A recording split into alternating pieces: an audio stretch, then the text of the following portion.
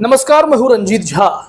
मंत्रियों और नेताओं के पीछे जांच एजेंसियों को दौड़ाए रखने वाले हाईकोर्ट में जज रहे जस्टिस अभिजीत गंगोपाध्याय बुरे फंसे हैं और उनके खिलाफ एफआईआर भी दर्ज किया गया है। ऐसे में इस एफआईआर को रद्द कराने के लिए जस्टिस अभिजीत गंगोपाध्याय भागे भागे हाईकोर्ट पहुंचे, लेकिन वहां उनके साथी जज ने इन्हें राहत देने से इनकार ही नहीं किया, बल्कि हाथ खड़े कर दिए और कहा कि मैं तो आपका केस सुनूंगा ही नहीं, मैं तो आपको जानता हूं, सो मैं इस केस में नहीं रहने वाला हूं। फिर से मामला हाईकोर्ट के चीफ जस्टिस के पास पहुंच जाता है। पूरा मामला कोलकाता हाईकोर्ट से जुड़ा हुआ है और जस्टिस अभिजीत गंगोपाध्याय कोलकाता हाईकोर्ट में ही जज रहे थे, जहां उन्होंने 5-6 साल अपना चेहरा खूब चमकाया। बंगाल में ममता सरकार के पीछे जांच एजेंसियां दौड़ा करके एक के बाद एक बड़े घोटाले का आरोप लगा करके और फिर खुद इस्तीफा देकर भाजपाई बन गए। प्रधानमंत्री मोदी के आगे दंडवत दिखाई पड़े तो लोकसभा का टिकट भी मिल गया, लेकिन अब उनके खिलाफ जो केस दर्ज हुआ है अटेम्प्ट टू मर्डर का, इस मामले में इस केस को रद्द कराने के लिए वो जब हाईकोर्ट पहुंचे तो उनके ही साथी जस्टिस जयसेन गुप्ता ने कहा कि मैं आपका केस नहीं सुनने वाला हूं, मैं राहत नहीं दे सकता। अब जो यह मामला है वो सीधे चीफ जस्टिस के पास जाएगा, वो नई बेंच गठित करेंगे।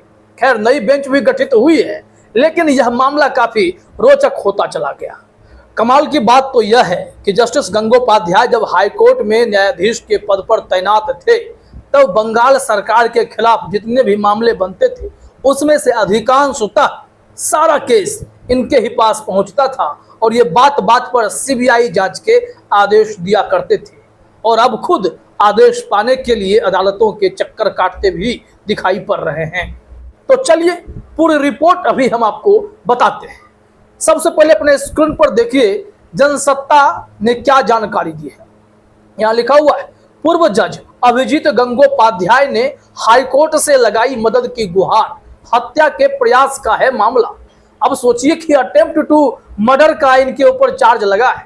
राजनीति में आए हैं, जजशिप के दौरान इन पर सवाल उठाया गया था एक वकीलों के डिस्कशन के दौरान कि भाई ये 5-6 साल अपने जजशिप में क्या किए, सिर्फ सरकार पर आरोप लगाकर अपने ही सहयोगियों पर आरोप लगाया और मीडिया में इंटरव्यू देकर पब्लिसिटी पाने की कोशिश की और सीजेआई डीवाई चंद्रचूड़ ने फटकार लगाते हुए कहा कि जजों को इस तरीके से इंटरव्यू नहीं देना चाहिए।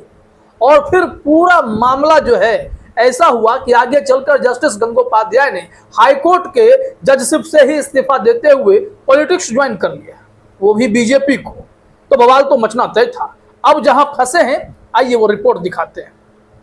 यहां जनसत्ता ने लिखा है कि कलकत्ता हाईकोर्ट के पूर्व जज और पश्चिम बंगाल की तामुलुक लोकसभा सीट से भाजपा उम्मीदवार अभिजीत गंगोपाध्याय ने हाईकोर्ट में मदद की गुहार लगाई है। पुलिस ने गंगोपाध्याय पर हत्या के प्रयास का मुकदमा दर्ज किया है। अब इन पर अटेम्प्ट टू मर्डर का केस बना है। यह कहते हैं कि यह सब झूठा आरोप है, क्योंकि बंगाल में टीचर भर्ती घोटाला जो सामने लाया गया उस मामले में किस तरीके से पूरे भर्ती को ही रद्द करने की बात भी हो गई। हालांकि सुप्रीम कोर्ट में यह केस काफी जोर शोरों से चल रहा है, लेकिन जस्टिस गंगोपाध्याय की भूमिका बीते 5-6 सालों में बस यही रही कि वो कैसे बंगाल सरकार को परेशान करते रहे। और ऐसे में अब तो बंगाल सरकार ने भी कहा कि जब उन्होंने बीजेपी ज्वाइन कर लिया तो अब हमें भी शक है कि उनके फैसले निष्पक्ष थे, इस वजह से अब उनके फैसलों के रिव्यू करने की भी जरूरत है। खैर, आगे देखिए क्या बात है। गंगोपाध्याय ने पुलिस पर दुर्भावनापूर्ण और अनावश्यक कार्रवाई करने का आरोप लगाया। गंगोपाध्याय के वकील राजदीप मजूमदार ने न्यायमूर्ति जयसेन गुप्ता की अदालत में कहा कि गंगोपाध्याय को चुनाव प्रचार से रोकने के लिए यह केस दर्ज किया गया है, जिसको लेकर हाईकोर्ट में सुनवाई होनी थी। लेकिन हुआ क्या कि जस्टिस जयसेन गुप्ता ने इस केस में अपने हाथ खड़े कर दिए। अब जरा सोचिए, ये कह रहे हैं कि चुनाव प्रचार से रोकने के लिए दुर्भावनापूर्ण कार्रवाई है, लेकिन बनारस में क्या हुआ? कॉमेडियन श्याम रंगीला जो नामांकन दाखिल करना चाहते थे, काफी मशक्कत के बाद फाइनली उनका नामांकन एक्सेप्ट तो हुआ, लेकिन थोड़ी ही देर बाद, कुछ ही घंटे बाद चुनाव आयोग की वेबसाइट से जानकारी मिली कि श्याम रंगीला का नॉमिनेशन ही रद्द कर दिया गया है। वहां स्थिति यह है कि मोदी जी के खिलाफ किसी को खड़ा नहीं होने दिया जाता, और जो खड़े हो रहे हैं, नॉमिनेशन एक्सेप्ट भी हुआ तो किसी न किसी कारण से उनका नामांकन रद्द कर दिया जाता है। तो कहां दुर्भावनापूर्ण कार्रवाई हो रही है, यह किसी से छिपा हुआ भी नहीं है। ऐसे में अब जस्टिस गंगोपाध्याय, हाईकोर्ट के पूर्व जज महोदय, जो बातें कह रहे हैं वो तो हाईकोर्ट ही तय करेगा कि हत्या के प्रयास का मामला आप पर चलना चाहिए या नहीं चलना चाहिए। पूरा विवाद क्या है वो हम आपको बताते हैं, लेकिन इसमें सीधे आइए कि जज साहब ने, जस्टिस जैसन गुप्ता ने इस केस में पर्सनल रिलेशन का हवाला देकर कैसे खुद को इससे अलग कर लिया। दैनिक भास्कर के रिपोर्ट को आप अपने स्क्रीन पर देखिए।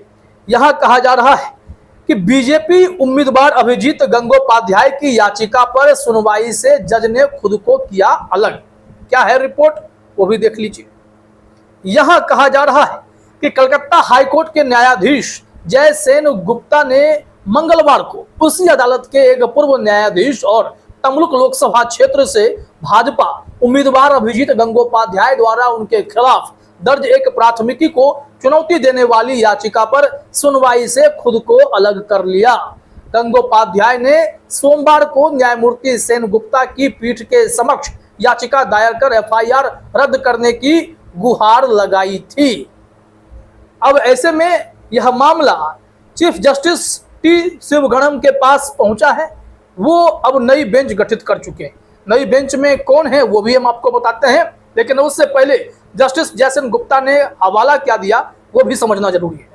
तो देखिए जरा अपने स्क्रीन पर, बारन बेंच की रिपोर्ट है। इसमें क्या जानकारी दी गई है कि कलकत्ता उच्च न्यायालय के न्यायमूर्ति जयसेन गुप्ता ने आज पूर्व न्यायाधीश द्वारा दायर रिट याचिका पर सुनवाई से खुद को अलग कर लिया, और जब भाजपा नेता न्यायमूर्ति अभिजीत गंगोपाध्याय, जिन पर पश्चिम बंगाल पुलिस ने प्रदर्शनकारी शिक्षकों पर हमला करने के लिए आपराधिक मामला दर्ज किया है, न्यायमूर्ति सेन गुप्ता ने कहा कि वह न्यायमूर्ति गंगोपाध्याय को बहुत करीब से जानते हैं और इसलिए उन्होंने इस मामले को अपनी सूची से हटा दिया है। उन्होंने कहा, मैं उन्हें बहुत करीब से, यानी जस्टिस गंगोपाध्याय को बहुत करीब से जानता हूं, मैं इस मामले को लिस्टिंग से हटा रहा हूं, मैं इस केस में नहीं रहूंगा। साथ ही मुझे यकीन है कि अब उन पर वे राज्य उचित कार्रवाई करेंगे।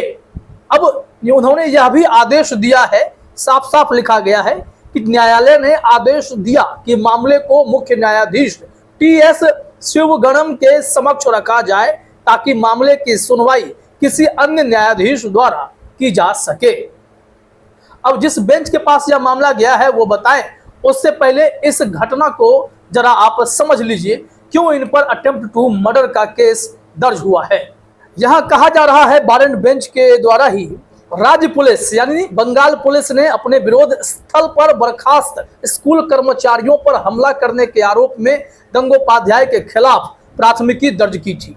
कुछ शिक्षण और गैर शिक्षण स्टाफ सदस्यों की शिकायत के बाद गंगोपाध्याय पर भारतीय दंड संहिता आईपीसी के तहत हत्या के प्रयास और अन्य अपराधों के लिए मामला दर्ज किया गया था, जिन्होंने इस घोटाला मामले में स्कूल की नौकरियों में कलकत्ता उच्च न्यायालय के फैसले के बाद अपनी नौकरी खो दी थी। कथित तौर पर यह विवाद 4 मई को हुआ था, जब गंगोपाध्याय ने पार्टी सहयोगी शुभेंदु अधिकारी के साथ तमलुक लोकसभा सीट के लिए अपना नामांकन पत्र दाखिल करने से पहले एक रैली का नेतृत्व किया था और वहीं पर तनाव व्याप्त हो गया था। अब इस तनाव के दौरान बताया जाता है कि शिक्षकों पर भाजपाइयों ने हमला कर दिया। बारन बेंच ने भी इस बात की पुष्टि की है कि रैली के दौरान कुछ भाजपा समर्थकों ने कथित तौर पर उन शिक्षकों पर हमला किया जो उच्च न्यायालय के फैसले के मद्देनजर अपनी नौकरी खोने के बाद विरोध प्रदर्शन कर रहे थे, तो जिसके कारण अब जस्टिस गंगोपाध्याय बुरी तरीके से फंस चुके हैं। जस्टिस साहब जो कभी दूसरे को सलाखों के पीछे भेजने के लिए सब पर भड़कते रहते थे, अपने कोर्ट रूम में वकील को अनाप शनाप बोल देते थे, सरकार पर सीधी उंगलियां उठाते थे और फिर मीडिया में जाकर पब्लिसिटी के लिए बहुत बयानबाजी करते थे। जो भाजपा के गोद में जाकर बैठे, अब उन्हें समझ में आ रही होंगी चीजें कि सियासत में कूदने के बाद क्या क्या होता है। अब वो खुद अदालतों के चक्कर लगा रहे हैं, उनके ऊपर एफआईआर हुआ है तो उनके ही साथी जज ने सुनने से तक मना कर दिया। तो अब आप और क्या समझ सकते हैं कि अदालत हो, पॉलिटिक्स हो, हर किसी का अपना एक महत्व है। जिसमें आप जाएंगे उसके हो जाएंगे, फिर दूसरा आप पर कार्रवाई कर देगा। आइए इस मामले में देखें कि नई बेंच जो गठित की गई है उसमें कौन है जो इस केस की सुनवाई अब करेंगे।